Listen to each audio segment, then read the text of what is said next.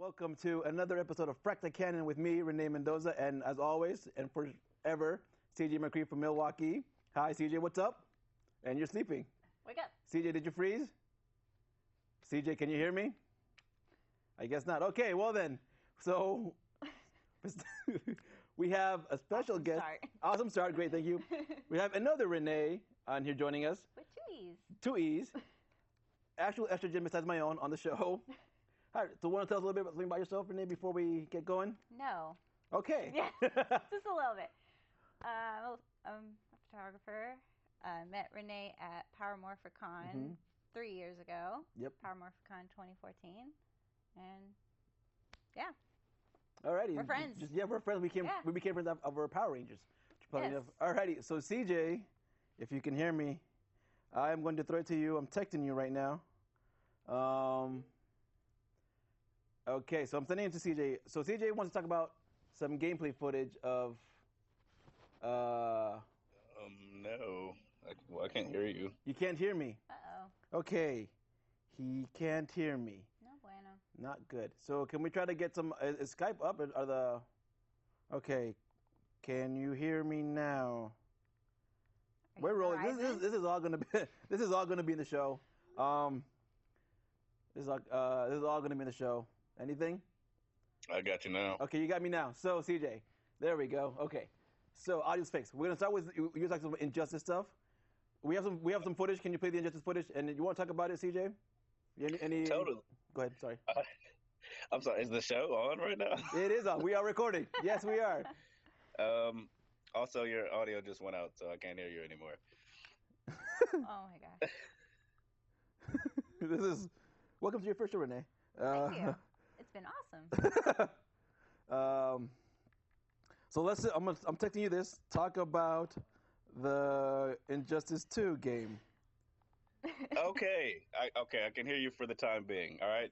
So, me talking about the Injustice 2 game. That's me. That's CJ. Hi. How are you? Co-host of the show and everything. Anyways. Anyways. I begged Renee to let me talk about Injustice 2 because it comes out in 2 days, and I'm super freaking califragilistically excited about it. Oh, that was awesome. As you people know, I'm a bit of a geek, but I got my geek cred late. What I was born and bred and raised to be was a gamer, and there is a game that has everything. It has DC Comics characters, it has fighting game, which I love fighting games, and it has RPG elements, which I love to play. There's so much that I could talk about regarding Injustice 2, but I choose to talk about the story. I love the story. Fighting games, if you play fighting games like Street Fighter or something, the focus is usually on the gameplay. They might just kind of give you a little bit of the story just to tease you, just to give you something to play for. But in Injustice 2, in NetherRealm Games, the studios that makes Injustice, they focus on the story. They give this. It's almost like you're watching a movie, and then you just kind of pick up the controller to play when they start to fight. I didn't do the research to have who the actual writer of the game is, but it is a DC Comics writer, and the lore is it's so fun to get into. So I'm going to talk a little bit. What's that? It's not Jeff Johns? It might be. I'm sorry, I didn't do the lore. I'm bad host. Bad host. Geek, man. Bad geek. All right. But I'll talk a little bit about the Justice 1 story to prep you guys, to get you guys in the mindset of where Injustice 2 begins, so that you can be as excited for the story as I am, was, is, are, were. Anyways, Justice Gods Among Us. It opens up with the Joker up to his nefarious deeds again. He hypnotizes Superman into believing that Lois Lane is Darkseid, his old nemesis, right? So Superman unfortunately goes and fights Lois Lane, the mother of his unborn son, as though she was Darkseid. In the resulting actions, he ends up murdering his own wife, his own mother of his kid. And if that wasn't enough, the Joker rigged a nuclear bomb to explode when her heartbeat ceased to exist. So not only did he kill his wife, the mother of his kid, and his unborn son, but he also destroyed his own home, which was Metropolis. All right. Joker, who then is obviously, they got him locked up. Batman's interrogating him, but he eggs Batman on. Batman's above it. He eggs Superman on. Superman has had enough. He sticks his hand through Joker's chest, and that's the first 2 minutes of Injustice Gods Among Us, right? Oh my God, dude, sounds awesome and horrible at the same time. All right, right. so It's awesome. You never see Superman like this, but exactly. It's so intriguing as a DC fan, right? Mm-hmm. So as the story goes along, 5 years later, it picks up, and most of the former Justice League now are part of something that's called the regime. Mm-hmm. Superman's the head of it. They're all dictators of a one government Earth, right? Mm-hmm. We call this the Injustice Verse. Batman is public enemy number one because he decided to stand against them, decided to stand against this injustice, right? So, as he's doing this, but he becomes public enemy number one. Okay. Superman outs his identity to the public as Bruce Wayne, so everybody knows he's Bruce Wayne, and he has a ragtag group of resistance fighters, but they can only do so much against Superman and most of the rest of the Justice League. So Batman's plan is he has a failsafe device that the Justice League agreed to create to stop Superman. It's a warhead made out of kryptonite, right? Oh, but shoot. In order to unlock this device, he needs at least 4 members of the Justice League to put their hands and show their DNA in order to unlock this case, right? So, as if you guys are DC Universe fans, you know about this idea of the multiverse. Mm-hmm. So what Batman does is he calls heroes over from a different universe. Now, this is a universe where Batman and Superman were able to stop the Joker from destroying Metropolis. So everything is more or less how you would imagine it would be in a DC universe. So he calls he actually abducts heroes over from this other universe. A very Batman thing to do. Right, he ducks heroes over from this other universe, and upon after an initial shock of being in this weird place, they all agree to help Batman. They agree with his plight and they agree to help Batman. Unfortunately, the other Batman from the good universe is pulled over, and he is captured by Superman's forces. Believing that he's public enemy number one, of course, right? So as they're getting ready to get this warhead and stop the evil Superman once and for all, Superman, being all powerful, and he has is a varying degrees of visions. He's got X-ray vision, he's got microscopic vision, he's got super hearing, he's got super CSI ability or whatever. So he knows immediately this isn't his Batman, right? Mm-hmm. But he knows they're up to no good, so he forces their hand. He publicizes that, hey, we caught Batman public enemy number one, so what we're going to do is we're going to execute him. And so he knows that this is going to actually he knows that the real Batman can't stand by and let can't let other Batman die, in his stead. So he forces their hand, right? They have to go, and now they have to go save other Batman, right? So as they succeed in saving other Batman, Superman succeeds in destroying the only weapon that could kill him. Injustice versus Batman, he's content to send the other heroes back to their world. It's not their fight. He's self-righteous and whatnot. But they all, being the heroic people they decide to stay. Batman of the good universe. I know, it's tough, right? This is the most kick I've ever seen you, bro. I love you. But this is the kick I've ever seen you nerd out of anything. I know, I'm sorry. I'm trying to keep excitement. I got a show, This is true. Always the show. Let's go. Let's do this. Right. All right. So, Batman of the good universe, he suggests, hey, let's fight fire with fire. We're out of the weapon, but I have a buddy Superman that can handle this Superman. So they call over the good Superman, and he comes to the new universe. He hears what's up. He's down to fight because he's Superman. What else is he gonna do? He stops bad stuff from happening. You know what I mean? So Superman, he goes, he fights the bad Superman, fights his way through the city, gets to the bad Superman, defeats the bad Superman, and all the day is saved. So now what we have is a world where the one world government has crumbled, right? Okay. A huge dictatorship has crumbled. And Okay. in its wake, there are four. All right, bro. So I'm getting the wrap up signal. So what's going on the? I'm getting the wrap up signal. What's going on with the? Yeah, I'm done. I'm about to be done. Like, okay. Yeah, no, dude, I'm here. Right, okay, let him finish. So I am. Oh yeah. In his wake, or in this wake, after Superman is imprisoned, there are four different factions that are ready to gear up to war. There's Batman and his former resistance buddies who want to put the world back to what it should be. Mm-hmm. There's the rest of the fallen heroes who still agree with Superman, who want to keep the one world government going, the fallen regime. There is Gorilla Grodd and his new society of villains. Grodd has an army of this, and they're creating an army, and they want to fill the vacuum that's been created by this power vacuum.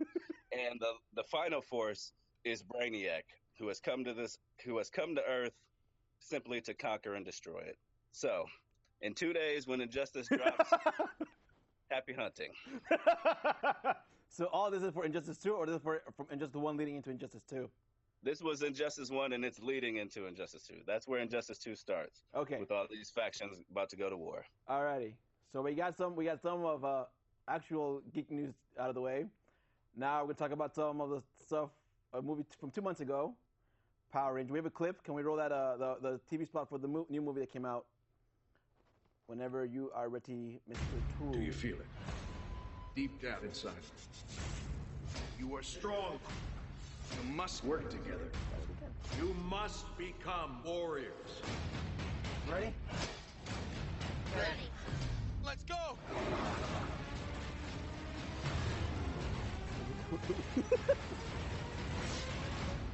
Power Rangers. Fire! This is your time.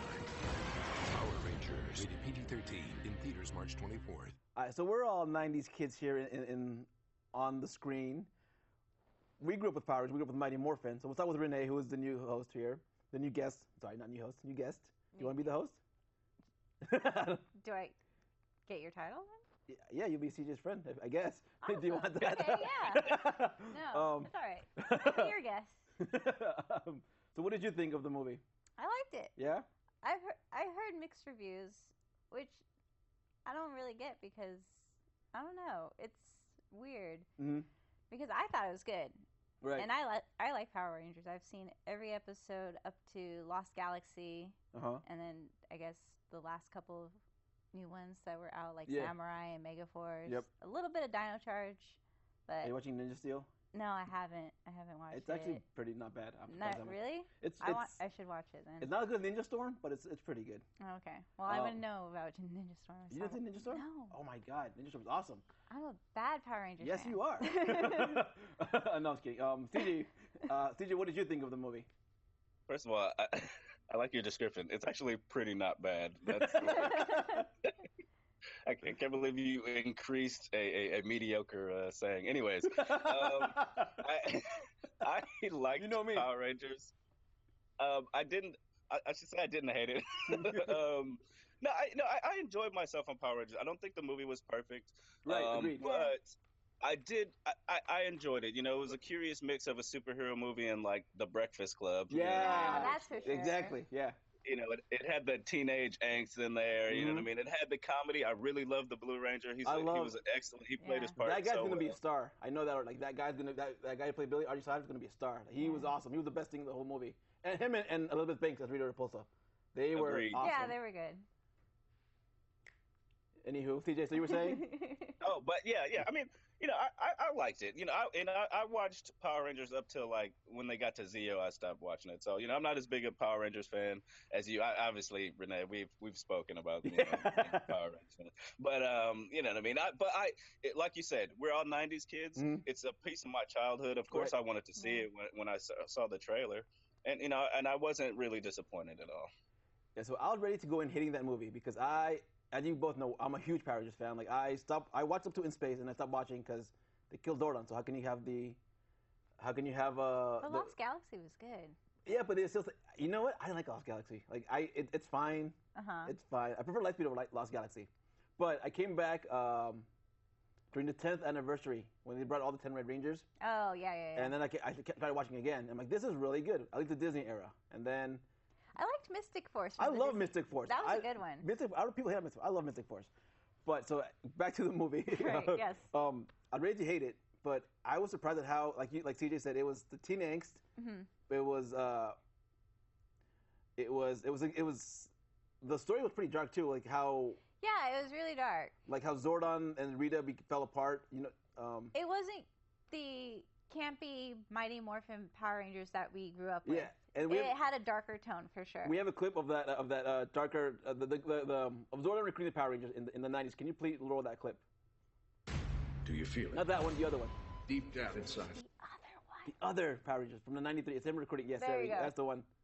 Calm down, Alpha. It's Rita. She's escaped and she's attacking the planet. Ay, what do we do? Teleport to us 5 overbearing and over-emotional humans. No, not that. Not teenagers. That's correct, Alpha. I was afraid of that.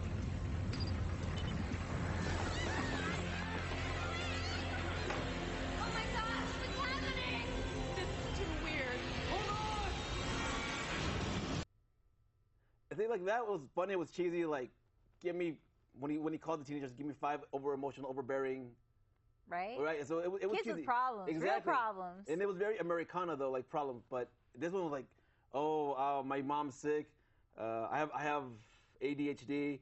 What bugged me about this movie though was Trini being a lesbian. It didn't bug me that she was a lesbian. Really? It didn't bug me she was a lesbian. It bugged me that they threw it in there and they never addressed it. You know. And like yeah, she was always there was no real lead in and there was no payoff for it. Exactly too. Like she was like, I'm angry, I'm a lesbian, and then she became open again. I'm like, okay, so why does that matter? You know, like, I noticed this trend in Hollywood. I hate talking hot topic stuff like this, but they want to throw in a homosexual character for the headlines. Yes. I mean, I am part of the LGBTQ, whatever acronyms are out there now, community. And that's cool, there's representation, but it feels like they're just grabbing attention by throwing that out there. So now that you say that, how would you have addressed the Trini being a lesbian thing? Like it did felt like it was casual, which I like. But it did feel like it was thrown in there. Like there was nothing really alluding to it. Like, oh, yeah, I had boy problems. I don't have boy problems. Yeah. What was the line? It was fine. Like it was fine. Like I have a girl problem, whatever. And it's fine. But what bugged me is that she was always stoic and whatever. And then she goes, "Oh, I'm a lesbian." And then and then she opened up. I'm like, so, like, why were you? I guess. Do you know what you mean? Like, out of the 5, Trini and Zach had no real character, right? No, there was no real character development until towards the end. Yeah. Which was weird. I'll say that much. The only thing that was going on between those two was Zach was into her, and she didn't reciprocate. And she didn't reciprocate. Right. And he's like, okay, what's up with this chick? She's playing hard to get or what? Right. Until she threw it out there. No, I don't have boy problems. Right. And then, like alluding to, oh, she doesn't like boys. Okay. She likes the ladies. Yeah. And it was a weird. It was a weird payoff, which was I'm like whatever. Like it just bugged me because I don't care. They have gay characters in Power Rangers, don't they? Not really. I mean. No, you're right. They famously, David Yost is openly gay. He played Billy. But Billy had girlfriends in Power Rangers. Yeah, he went off to the alien planet. Yeah, he did to get some alien tail. That's right.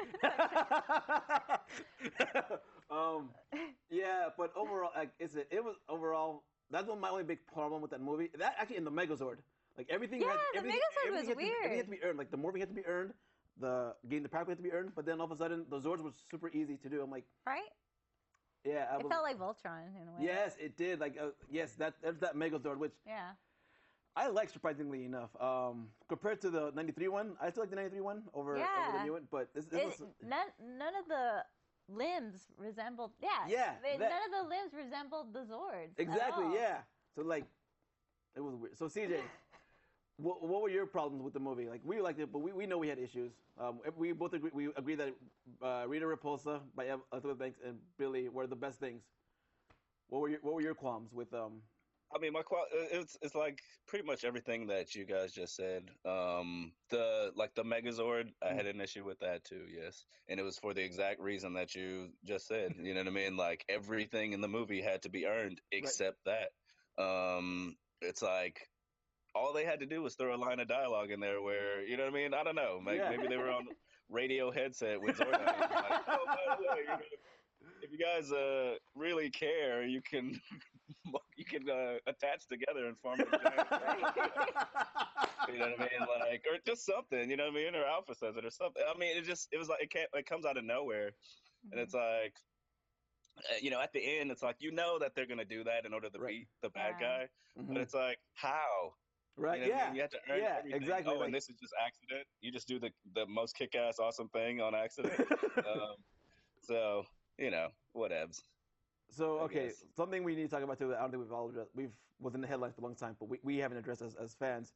Bryan Cranston as Zordon. What did you guys think about that? I thought that was cool because he's done voice work for Power Rangers, and I thought that was cool that they made him Zordon to voice and be the face of Zordon. See, so what did you think? Go ahead. I thought it was cool that he decided to do that too. You know what I mean? Because he's blown up since then. Right. You know what I mean? Like it's been a long time since like Malcolm in the Middle Hal. You know what I mean? Like it's been a long time since then. Like he's like a reputable name now. You know exactly. What I mean? So it's like I'm just glad that he felt like doing it. Alrighty, so I loved it. I wish I would have liked. I've always liked when I found out he was the dad. I cast him as Billy's dad. I called him Walter Cranston, and then he was like an abusive or never there parent, and then I thought I would have brought him in. But I liked it. Zordon. His Zordon was a little kind of a punk though, like kind of. Yeah, he was kind of mean. Yeah. Not the caring mentor that the Zordon we knew. Yeah, exactly. That we grew up with. Yeah.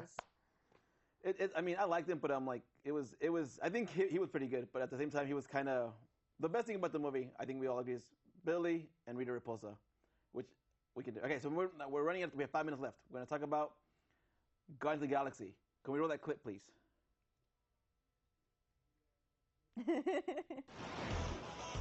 Nope. That's Power Rangers. Wrong clip. Thank you. There we go. That's the one. Welcome, Guardians. I look forward to destroying you. To save the galaxy. Groot, put your seatbelt on! You'll need good tunes,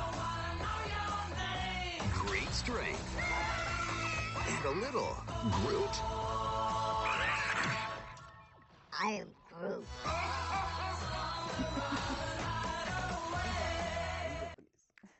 Alrighty, what was that? Anywho, okay. Guardians came out last week. Personally, I was not a big fan of this one as I was of the first one. Really? Yeah, I felt that it was funny, but it didn't have the heart of the first one. I guess, yeah, I can see what you're saying. Like at the end of the first one, I was bawling, like tears down my eyes. Oh yeah. This one, like the whole father issue thing with Ego and Yondu. Like Kurt Russell, we find out that Star-Lord Peter Quill is half alien, half human, which is fine, whatever. I kind of had a feeling he was from the first movie. Yeah, they alluded to it too in the first one. But this one, I was like, it had no heart, like at all. Like the whole reveal of it was honestly, it was a little all over the place for me. Yes. Mm-hmm. But I liked it. It was just a little all over the place because they were trying to focus on each character individually. That was like it was a lot more funny than the first one for sure. Like CJ said, and a lot more action packed. Mm-hmm, I mean, there was. I'm trying to remember the first movie. There was about more action in there. All right, so CJ, your thoughts on it very fast. Well, I didn't dislike it as much as you, Renee. Guy Renee. I did. I liked it. It's just I liked the first one better. Mm-hmm. And I agree. I feel like I kind of agree with what you were saying. I feel like they were kind of force the feelings in this one. Yeah. When you say there's no heart, like, you know, I mean, the whole dad thing at the end with, you know, with Yondu, I felt like that wasn't necessarily earned. Yes. Agreed. It did. I felt like it gave the first movie context, but it didn't necessarily earn that feeling in the second one for me. So, you know, I can agree with what you're saying. Like, it's heartless. It didn't have the heart. But, you know, it was funny. I did still enjoy myself. I do agree with girl Renee. It was kind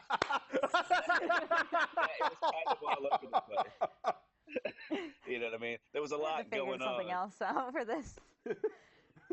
Go ahead, CJ. No. Go ahead. No, I mean, it's just there was a lot going on. You know what I mean? Like it was at times it's hard to follow. It's hard to attach yourself to a character when there's so much going on. You know, the team was split up. There's action happening in two different parts of the universe. Yeah. You know what I mean? Like it's hard to attach yourself to a character and get and develop feelings. You know. And not even the plot. The plot too was like it was all over the place. Like you said, like there was Ego's plan, and then there was the yellow people thing, whatever. The sovereigns. Sovereign, right? Yeah. Sovereign. And so who I thought were hilarious. Oh yeah, how their battleship. Their battleship was awesome. That thing was cool. Like an arcade.